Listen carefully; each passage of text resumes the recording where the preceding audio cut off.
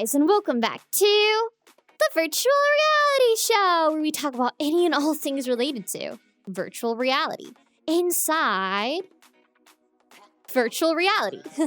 I'm your host, Fia.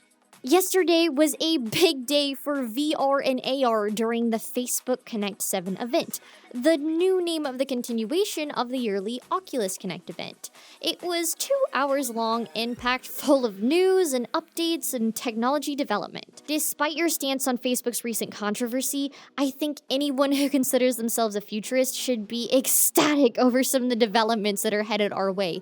And I'm here to recap that 2-hour keynote presentation for you so that you are in the loop. So, elephant in the room was the official announcement of the Oculus Quest 2 headset, which we've already had leaks of already. Coming in a sleek white look, this headset is a successor to the original Quest and includes a 50% increase of pixel resolution and the new Qualcomm Snapdragon XR2 processor, which was built specifically for VR and AR technology. There's upgraded RAM, lower weight, and all of this is starting at the low price of $300 for the 64GB unit. I personally did not hesitate to throw in a pre-order for this baby and went ahead and pre-ordered the Elite strap for an extra $50, which is going to provide comfort improvement. There's also a variant of the Elite strap that comes with a battery pack for those who want to increase their Quest's battery life. The Quest 2 will be shipping on October 13th, less than a month away. Now, something that particularly grabbed my attention about the Quest 2 was the announcement of an application called Infinite Office, a program built on top of the Oculus browser that will integrate a virtual desktop experience that can be used on the go.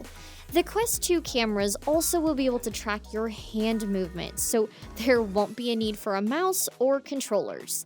They also can be used to project a VR overlay into your real-world workspace so that you can see what's going on around you without taking off your headset. Facebook Reality Labs is also partnering with Logitech to bring keyboard compatibility as well, which will connect to the headset directly for quick typing, a true Christmas miracle. These features really excite me. It's so cool to imagine taking your VR desktop experience with you anywhere, and that Facebook is really trying to provide an enjoyable remote working experience. They're really trying to bridge the distances between us socially. Facebook Horizons and Venues are in their beta forms and are attempts to bring together people in experiences, games, events from anywhere. The avatars you use in these programs will not be exclusive and will expand to other Facebook apps in the future, but for now, they've decided that the avatar style you're going to use is going to be semi-realistic cartoon characters who sacrifice their lower half to the vengeful god of VR, Zuckerberg. But they will be releasing an SDK, which gives hope that one day we can use our skimpy VR chat waifus to represent ourselves everywhere online. You'll also be able to use Facebook Messenger from directly inside your Oculus headset, and will be able to send invites to your other Facebook buddies to join you in multiplayer games this way. And another lifestyle addition will be a fitness tracker, and it will track your fitness goals when playing games like Beat Saber. I think this is a fantastic idea and is taking the whole Wii Fit and Pokemon Go fitness gaming to a whole new level. Now, a large portion of the Facebook Connect event was dedicated to AR, and this got me the most excited. Facebook announced that they are working on their own smart glasses, which are a partnership with Ray-Ban. So these babies are going to be pure future fashion. Now, these aren't going to be classified as AR glasses quite yet, especially since we don't even know the full features of these things to begin with. But they are a first stylish step in that direction, while they begin on another project. Now, before I say exactly what that project is, I want you to know some of the goals for that project. Michael Abrash, who is the chief scientist over at Facebook Reality Labs, took over the last half-hour segment of Facebook Connect and had a lot of interesting things to say about AR. He talks about how the graphical user interface is the current model that we use to do human-to-computer interaction, using windows and icons on a screen. But now we're gonna need a revolutionary change from this GUI model into something totally different and three-dimensional for VR. He presented two solutions to this, one of them being electromyography, aka EMG, which will use neurons from the wrist to detect your finger movements, even to a degree of just a millimeter. It's basically a leap motion on steroids in the form of a bracelet.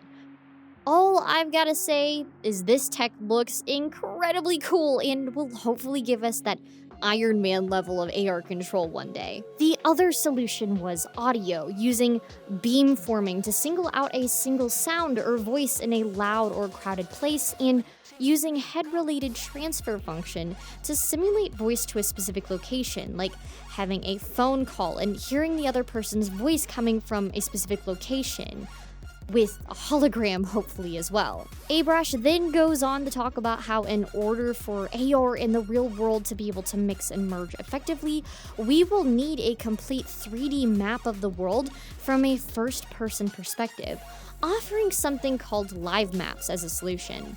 Live maps will be able to find location information and then build an index on top of the places that you've been to which where virtual objects will then be placed. So you could map out your bedroom and put an AR painting on the wall, or you could go to a public park and see AR billboards or statues or Pokestops feeding you information. So what is the solution to mapping the entire world in 3D? Well, it's called Project Aria. Project Aria will be a pair of glasses that will gather data about the world, similar to the Google Maps cars, but in first-person 3D glasses form. Only Facebook employees will be using these technologies to start, and there won't be any AR functions except to just gather data to help build this technology needed to index real-world spaces and build the foundation of our augmented worlds. For those who are concerned with the privacy of the glasses, Facebook did clarify that those using Project Aria will be able to delete sections of the recordings before letting them out of a so-called quarantine, and that there will be an AI that auto-detects faces and license plates to blur them out for privacy. For some people, this is a scary future. For others, it's beyond exciting. After watching the Facebook Connect event, I have felt off the walls excited about our future and for the tech to come, including Beat Saber multiplayer. Slowly but surely, our lives are blending into the cyberverse, and what was once two separate universes are slowly colliding into one. The 2020s may end up being the most influential decade of human history for this reason. Well, that wraps up this recap, so if you enjoyed this video, then please give it a big thumbs up and subscribe to the Virtual Reality Show channel. If you want to talk more about this or any other topics related to VR, then make sure to join my Discord, link in the description. Also, I'm currently commissioning a TVRS Studio World in VR chat. From now until the completion of the world, anyone who joins my virtual VIP tier on Patreon will have their name on the world permanently. Oh, and I'm also trying to get partnered over on my Twitch channel, so make sure to drop a follow and join in on the stream. It will really help me out with achieving this special goal of mine. Anyways, thanks so much for watching. I've been your host, Fia, and I'll see you on the next video. Bye! Special thanks to my September Patreon members and virtual VIPs, DoTech, Fur Trap, Private Donuts, Score Maller, and Top Waffle.